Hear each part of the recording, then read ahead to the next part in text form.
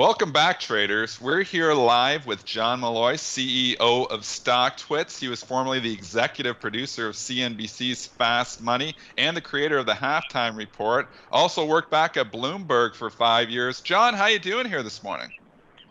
Doing great, doing great. It may be like a slow summer for some, but the StockTwits board is lighting up. Lots of stocks to talk about. What are they talking about here this morning? Are they all over this Coors earnings? And there's a few other main ones that are moving here this morning from the retailers. Now Coors has been a Coors has been a favorite on the board for a long time. The one worry, and you can see in the pre-market, it actually touched this level and then came back. The one worry is that there's a lot of heavy resistance at $100. So it went above $100 in pre-market and then came back. So you're seeing some people that may fade into this thing during the day, but if it can bust through $100, I think people will start to get real bullish on it during the day. Now, I'm always on StockTwits there, and I'm looking, and it can give you there's some great people on StockTwits to follow there that can give you obviously some good information. It's always quick to break the news too, like the StockTwits of Twitter, the social media. They're always very quick at breaking the news. Is that because traditional media sources have to go out and verify the information? And obviously, if somebody's just tweeting it and they get it, they just throw it out there? Because I often notice when the news breaks, I grab it off StockTwits or Twitter first. Well, there's a couple reasons for that. One is that picture us having 60 to 80,000 reporters a day, basically, and a lot of them specialize in watching filings and things like that. So as soon as a filing hits, there's a lot of people that one of their functions on the site, or one of the things they like to add to the site, because they're maybe a former pro trader and used to this, is putting up right away the headline number. Analyst calls we often get early because a lot of them are professional investors that get the analyst reports early and are subscribers to that. And now we're no Benzinga Pro product, but you guys do an excellent job with that product in putting out early news and things like that and being quick. But StockTwits and Twitter, we like to think StockTwits is a little bit easier to find it because there's not as much mess on there. It's right down to business, unlike Twitter. But on StockTwits, you have a lot of people that they look at the filings. They have algorithms that trigger alerts that trigger when filings hit. So they'll put that up on there on the boards first, and then you'll see the commentary really start flowing once somebody posts that. John, Joel here. I got a quick question for you. I mean, one thing that's been really troubling has been the accounts that they have that aren't active. And I was just wondering, do you guys track the metrics on total accounts you have to accounts that are active or inactive? Yeah, so we only count, people that message a certain time a month. So if you're looking at our monthly active users, we're getting upwards of 100,000. And those are people that are actually messaging more than 5 times a month, and they're actually legitimate messages. We do try to actively police the group. So if you go on there and, we have both the community, but also we have computer programs that will flag us to when people are just, if they're just posting tickers and hitting our bullish button, we'll either warn them or we'll kick them off the site. So we try to be a little bit more active and a little more aggressive than Twitter. And also we have the luxury of having a smaller community. Twitter's job is much harder. So both through computers, but also really the community itself will police it too. We have a report button. So if you see somebody on there that's just looks like they're trying to game our algorithms or do something like that, you can report them. We look at it right away. We get a message and we take action right away. And also we have certain algorithms that flag us to people that are not using messages of substance. So we feel like we're able to keep track of users and keep a user base that gets down to business. They're either putting out news, they're putting out, the majority of them are putting out an opinion. Many of them are putting price targets. So we feel like it's really solid data for the serious trader. There's a lot of information to take in always, obviously, even when I go to a specific ticker like Coors here today. How does an investor, a retail investor using your site there, like filter through the noise? Like, are there specific people that, you highlight, or is there, because there's just so much information sometimes and so many people have an opinion, obviously, on stocks. Is there a good way to filter through that? Right. So right away, we give you a list of people to follow that we've deemed to be legitimate, and we give you a nice stream right away. Also, though, we want the community, just like Twitter, finding the people that were right on certain stocks and following those folks. Whenever a message is sent on StockTwits, you can see a timestamp, and you can see the return since that message. So you can actually see how people have performed since they post certain messages. So we have an advantage over Twitter in that way, where we want the community to also find out and tell us who the best people are. We actually are going to form. We right now, in about probably in a day or two, we're going to put out a more formal verified program, and you'll be able to go to a list of all the high-end professionals, the long-time technical analysts on the site with reputations built up, and that's going to be rolled out in a day or two. You'll be able to find that on the front page. So we're just getting the programming together on that. So that's coming. That will also help, so you can dive into there. The Benzinga guys, they'll all be, in that group, in that verified group. So we're trying a lot of ways to point people in the right direction, but still it goes back to the community policing itself, and you got to look around and see who has the most followers. And also, when you're going through the stream and you see somebody with a good idea, make sure you follow them, and so we can find the next big person out there.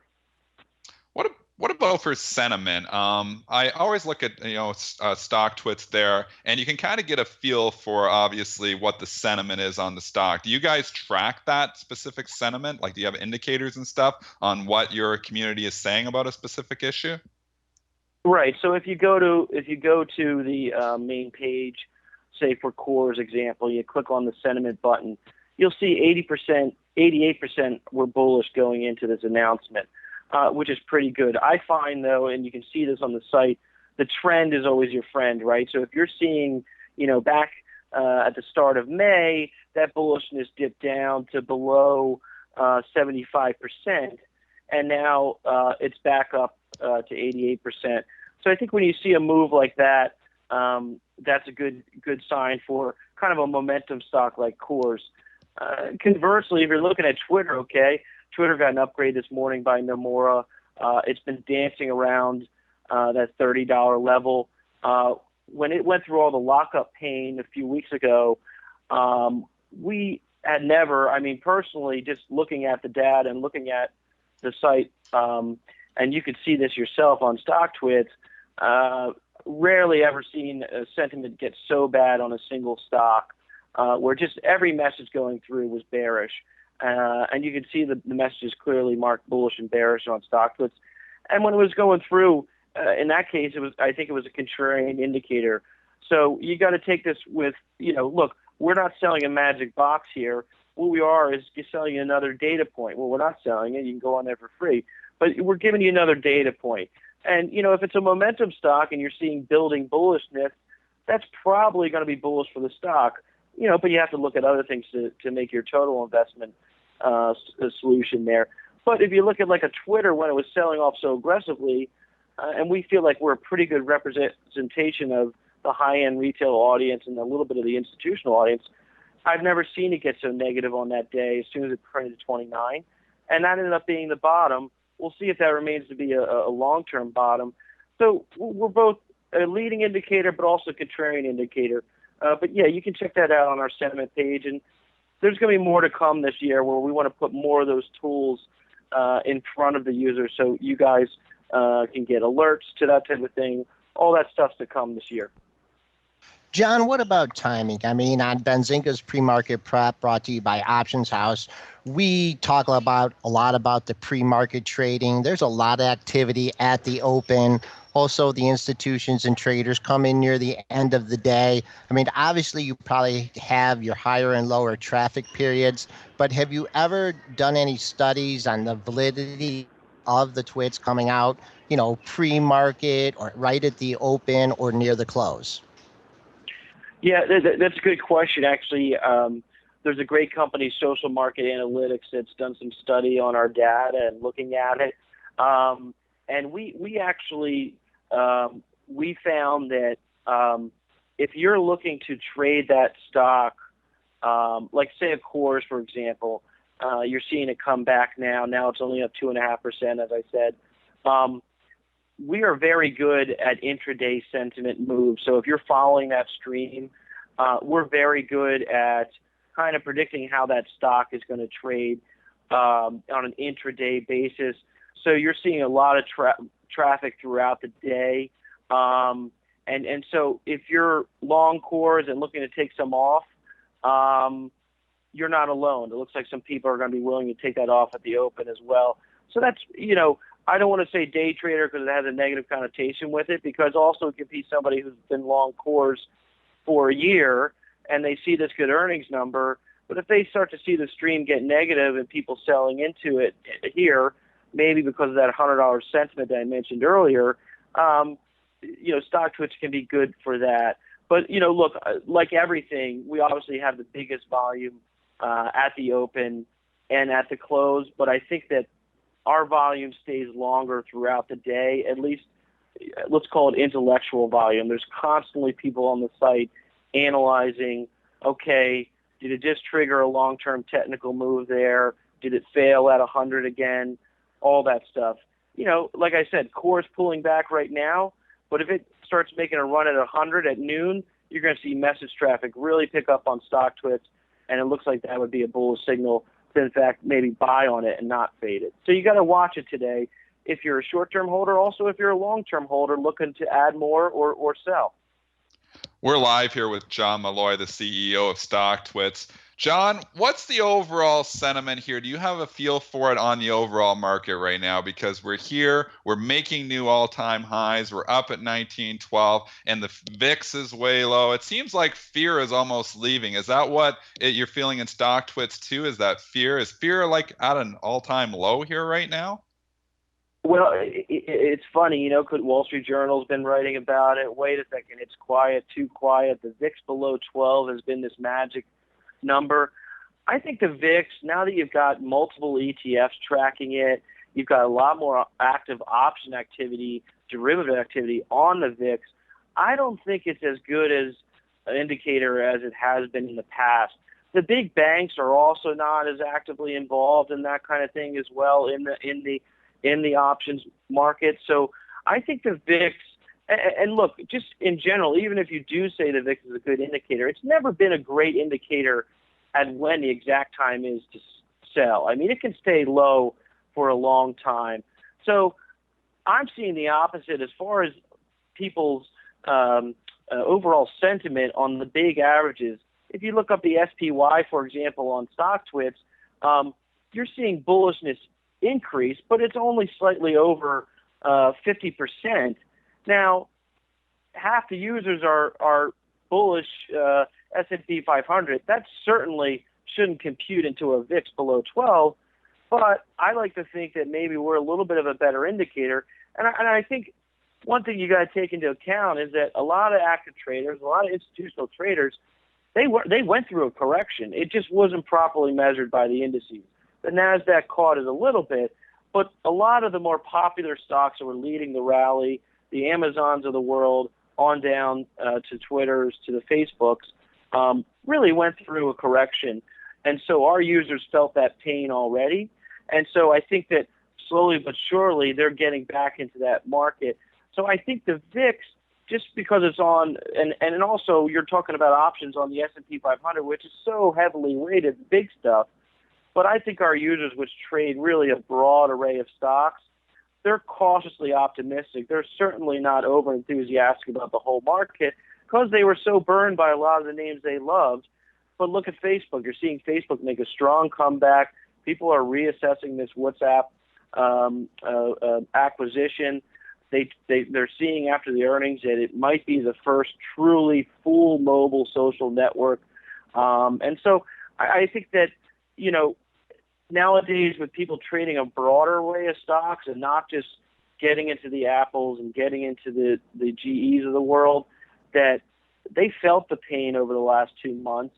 So they're getting cautiously optimistic. I don't think the complacency being shown by the VIX is an accurate reading at all. John, going back to like the validation process, and I think that's very important. What measures do you have? Like, let's say I wanted to sign on as George Soros and did those things. I mean, what kind of safeguards do you have? What kind of validation process do you have so people know the information and who they're getting it from? Well, again, it goes back to reputation and crowd. We also are careful when people log in, that we have certain measures that we look into. If somebody logs in and immediately sends out 10 messages, we get flagged to that. We take a look. If someone logs in as George Soros or other like kind of notable names like that, we get flagged to that, and most likely it's not going to be the George Soros. We would hope he would pick StockTwits as his first social network provider, but we find that pretty doubtful.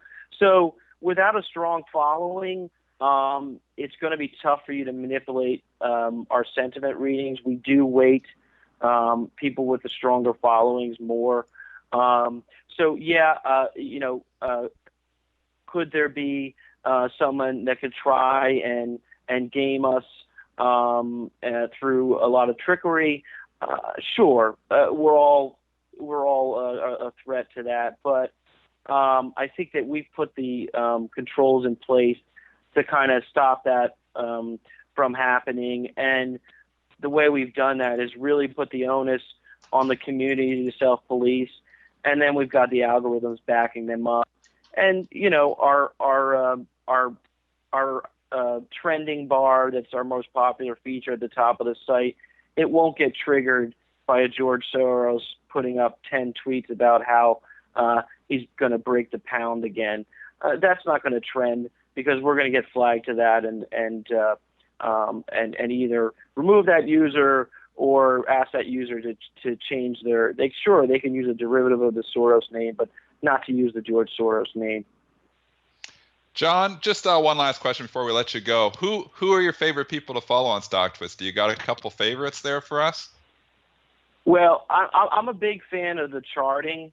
And I think you guys know this guy, All-Star Charts on there. JC is just one of the best out there, and he is constantly putting up great calls. He called that downtrend in the NASDAQ earlier this year. Also, if you look at Kimball charting, he's another person who has a lot of following on the site. Chris Kimball, he's a verified user, and like I said, you'll see that system formally rolled out to everybody soon this week.